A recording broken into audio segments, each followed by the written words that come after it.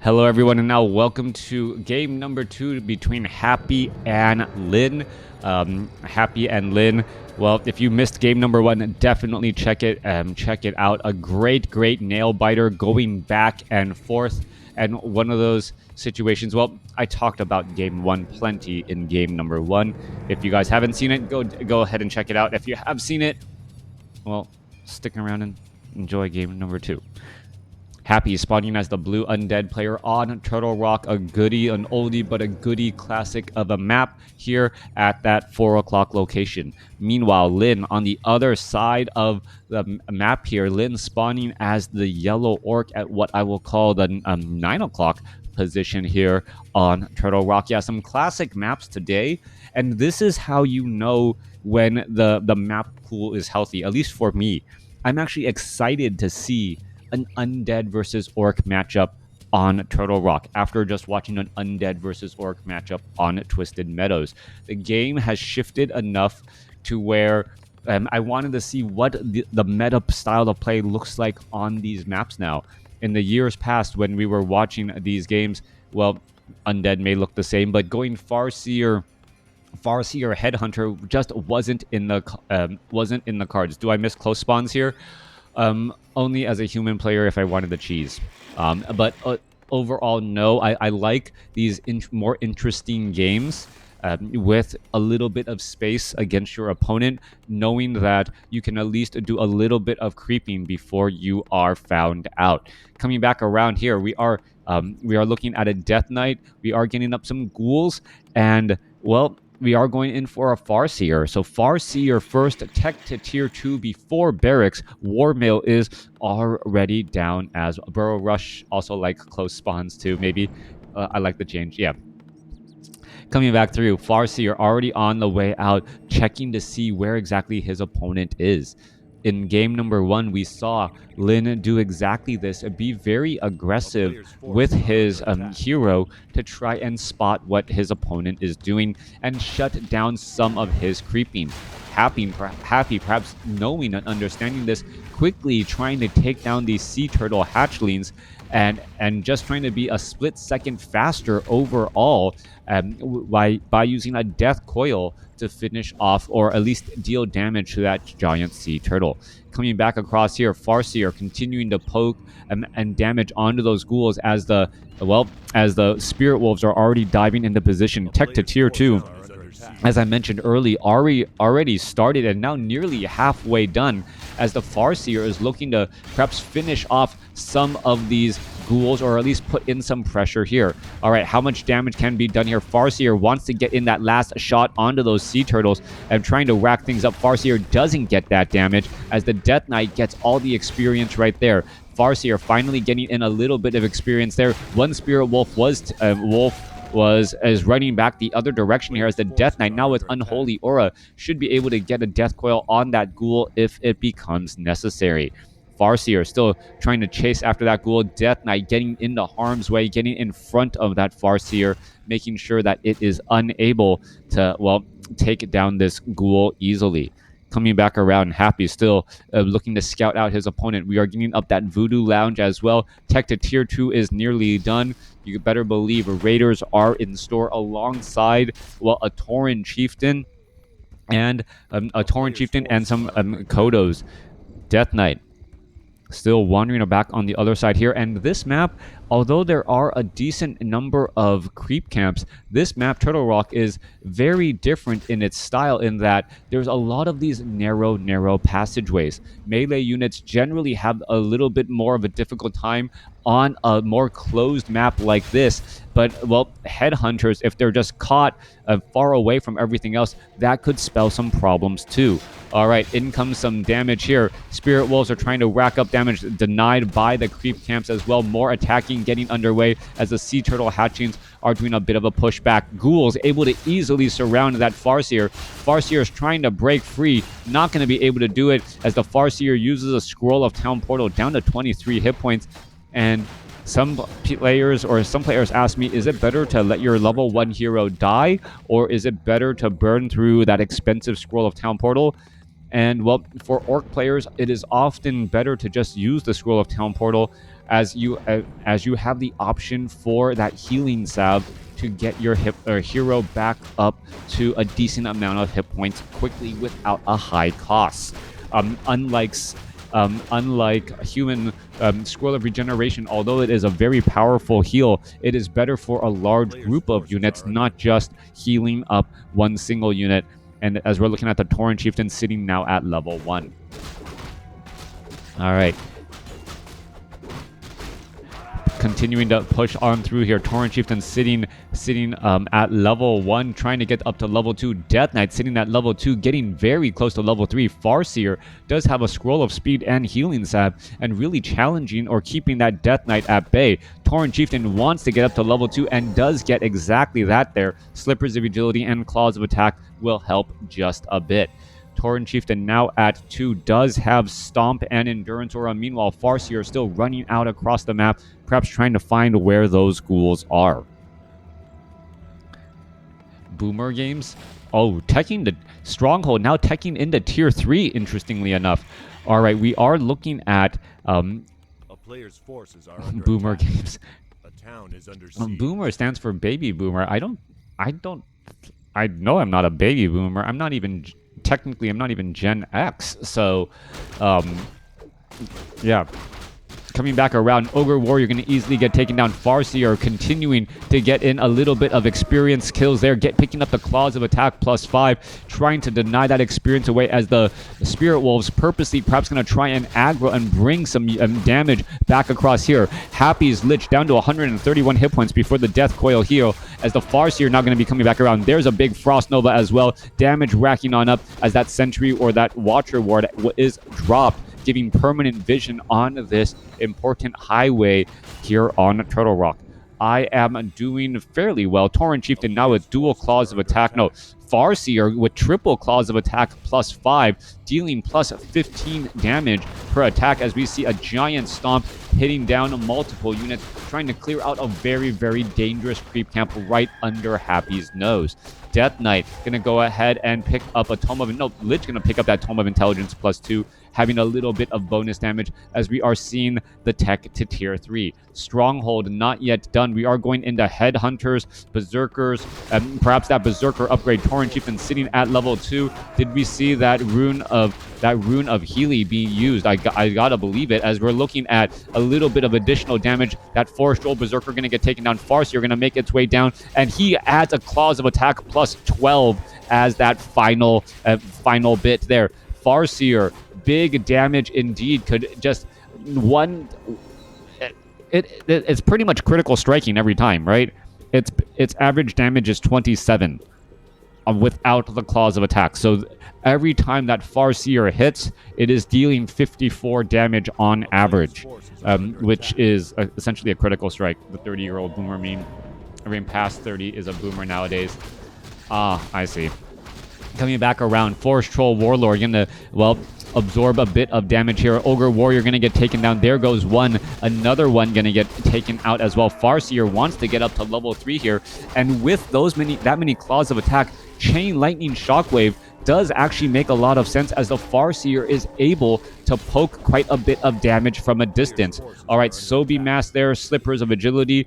If that Farseer grabs an Orb of Lightning, that Orb of Lightning can act as a purge mechanism to stop units temporarily, and then you just follow it up with 2 or 3 more auto attacks, and that unit gets taken down. Tauren Chieftain in that frontline spot. There's Farseer sitting at level 3. We are going into level 2 Chain Lightning exactly as that, as we are looking at Berserkers with a significant more hit points. Potion of Greater Mana picked up. Tauren Chieftain sitting at level 3. Shadowhunter sitting at level 1, as it does pick up Healing Wave. All right. Many of the creep camps around the map are now getting cleared up. Perhaps Happy and Lynn are wondering where exactly the other one is, and it looks as though Lynn is just one step behind, or actually maybe one step ahead, as he was able to clear out one red creep camp, actually 2 red creep camps already, compared to Happy's 0. Tauren Chieftain has a Potion of Greater Healing. Farseer has a potion of potion of greater mana. Farseer also has a potion of greater mana. Shadow Hunter having plenty of items here as we're gonna go into a potential creep jack here. This is all inbound. Happy knows about it because of that Watcher Ward in the back here as a Scroll of Town Portal quickly being used. All right, how much damage can be added? Cloak of Flames. There's a stomp, but not enough to finish off any of the undead units as they are all now looking to retreat back. Shadow Hunter gets up to level 2 during that. Farseer sitting at level 3 with plus 33 damage, adding in the Kodo damage bonus, and it is still essentially dealing bonus damage every time. Tauren Chieftain could pick up a Tome of Agility plus 2, and if that Tauren Chieftain stays alive ever so barely, well, we know it's because of that additional 0.6 armor that it currently has. Tauren Chieftain now making its rounds around the map. We're looking at the Farseer Kodo Beast, nothing in its belly. Big damage bonus across the board. 56 supply compared to 56. Both sides sitting on one base. All right. Triple destroyers in the air, plenty of ghouls on the ground, no orb of lightning on any of the heroes to act as a bit of purge, but perhaps you don't necessarily need it, as the Farseer maybe wishes that he had a level 5 or level 4 Blade Master right now if he knew that he was going to get plus 33 damage items on that Farseer. A player's forces are under All right. Coming back through, Farseer now looking to head back and head away here, perhaps trying to clear up some additional creep camps. No fortified or reinforced defenses on those orc burrows, so they are still heavy armor right now, meaning that the destroyers could really deal large amounts of damage to them rather easily. Gargantuan Sea Turtle going to get cleaned up here. That one Murloc was trying to spread poison damage across multiple targets, ends up just running by a bunch and getting taken down as we see Claws of Attack plus 9 on the Tauren Chieftain, because why the heck not?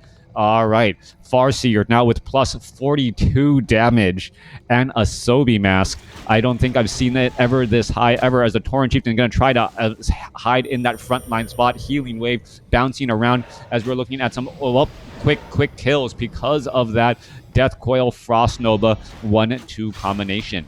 All right, units going to be coming back around. Orc burrows, no reinforced defenses. Going to level 3 Thor or Arcanite range weapons already, as we are looking at some big damage. Tauren Chieftain comes in with a giant stop in the middle. There's a healing wave and a chain lightning bouncing around. Farseer is racking up that damage. Could go for another chain lightning here in just a moment, as we see Roar is being used there. Farseer or Shadow Hunter now sitting at level 3. Farseer damage is just much higher than you would expect. Are we going to see another chain lightning to try to finish things off? 42 supply, 37 compared to 52.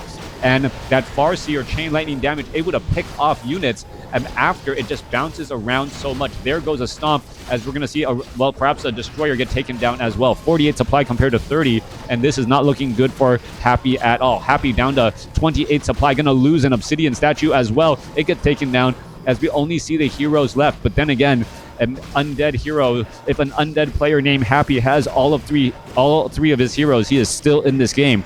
Dark Ranger now trying to retreat back here. There goes another, as the Lich now gets up to level 4. Scroll of Town Portal now being used, as we see all of the undead heroes who are temporarily invulnerable at the same time.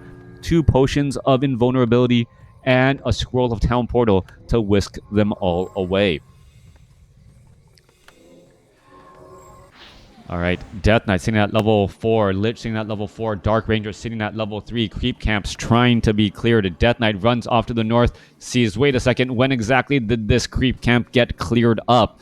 He's not exactly sure, as every single creep camp on the map has been cleared out. 43 supply compared to 37. Army sizes are comparable, as the Tauren Chieftain wants to get up to level 5. All right, a level 4 Farseer with plus 43 damage under the effects of a Kodo Beast. That damage cannot be ignored. So one chain lightning and suddenly that Farseer can start picking off ghouls and start taking apart that frontline spot. Obsidian statues, though, really not... the Obsidian statues are really keeping this army together, and this is the basics of Happy's army. 3 heroes, 2 obsidian statues, and then 1 obsidian statue, which will be turning into a destroyer as things are getting ready. All right, Happy going into that perhaps all in play, starting to unsummon some buildings. There's still plenty of mining time left, though. So not quite sure why he's already unsummoning that altar of darkness. Perhaps he thinks that at this point and stage in the game, having an altar of darkness to resurrect your hero already means you've are in a losing position. So why even be in that losing position at all? Have that extra bit of gold, and that may be a bit enough of an advantage. All right, are we going to go into a tiny Great Hall? Tauren Chieftain. Peons are now making a move out across the map. Tiny Great Hall would be perfect, setting up those Orc Burrows and Watchtowers now as well, as we are watching those ghouls as they're trying to explore everywhere on the map, see if there's any expansions anywhere. Lin should have been item swapping right then and there. All right. All right, Scroll of Speeds, Sobi Mask now onto the Shadow Hunter. So the Shadow Hunter needs plenty of mana to keep everyone else alive. Farseer holding onto a consumable just in case. And where is everyone trying to go next? Tauren Chieftain sitting at level 4 trying to test the waters. That initial fight generally favors the undead. If you are out of position, well, that initial scrimmage just usually equates to a Death Knight, Death Coil, Lich, Frost Nova, a couple of points of damage, and then after that couple of points of damage, well, a dead raider. So in comes a Watchtower here. Tauren Chieftain wanting perhaps a little bit more survivability items. Lich having plenty of survivability items. We're looking at hanging around the Voodoo Lounge. Shadow Hunter has a Potion of Lesser Invulnerability as well. Farseer is the only one that doesn't have that much to survive on, as we're looking at a Watchtower about to be completed. Still no reinforced defenses. Well, adding that now to get that fortified armor, but it's not going to be completed in time as the Lich gets in that big shot right there in the back. Plus 14 damage compared to what, plus 43 or 36 right now. No Kodo Beast. Yep, there you go, 43. 43 damage there. All right, second Kodo Beast getting added in once more. Happy sitting at 64 over 60 supply. This is an all-in attack, and Lin may not be expecting this all-in attack since there is still plenty of mining coming down. 4 minutes left of mining here, and here we are. Giant Stomp amongst all of those units. Chain Lightning bouncing around. Healing Wave saving up one of those Berserkers, only to get killed in the backfield. Farseer needs to be engaging with those auto attacks, all those claws of attack, and they're not being used as we see a Chain Lightning now bouncing around again. Farseer still rushing in with plenty of attacks here. 49 supply compared to 51. Reinforced defense is helping just a bit. There goes a giant stomp across multiple units as the Lich ends up getting saved.